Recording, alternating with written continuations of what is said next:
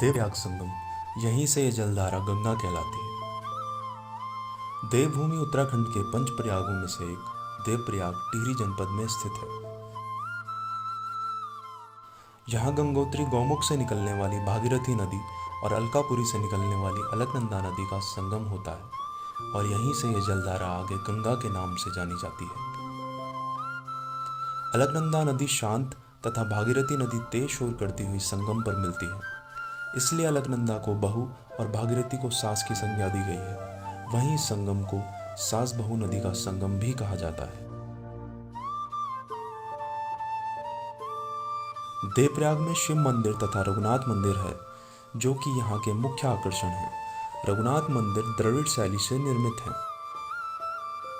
7 लिंगों से घिरे देवप्रयाग को सुदर्शन क्षेत्र भी कहा जाता है। मान्यताओं के अनुसार यहीं पर भगवान विष्णु की नाभि में ब्रह्मा जी ने सृष्टि के कल्याण के लिए 100,000 वर्षों तक तपस्या की। इस जगह का नाता रामायण काल से भी है। पौराणिक मान्यताओं के अनुसार त्रेता युग में रावण कुंभकर्ण का वध करने के पश्चात कुछ वर्ष अयोध्या में राज करके राम ब्रह्म हत्या के दोष से मुक्ति पाने के लिए माता सीता और लक्ष्मण सहित देवप्रयाग में अलकनंदा और भागीरथी के संगम पर तपस्या करने आए थे। इस संबंध में केदारखंड में लिखा है कि जहाँ गंगा जी का अलकनंदा से संगम हुआ है और सीता लक्ष्मण सहित श्री रामचंद्र जी निवास करते हैं, देवप्रयाग के उस तीर्थ के समान न तो कोई तीर्थ हुआ और न होगा।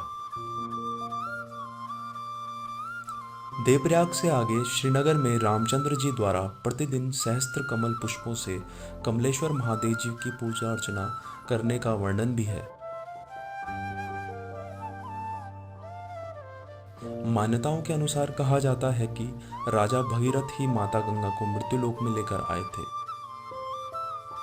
और उन्होंने भगवान शिव से कहा था कि जब तक गंगा धरातल पर रहे तब तक मेरा नाम गंगा से जुड़ा रहे।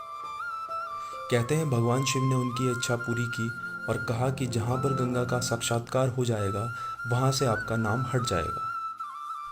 इसलिए देवप्रयाग में भागीरथी और अलकनंदा संगम के बाद गंगा कहलाती है। वहीं देवप्रयाग में कौवे बिल्कुल भी नहीं दिखाई देते हैं, जो कि एक आश्चर्य की बात है।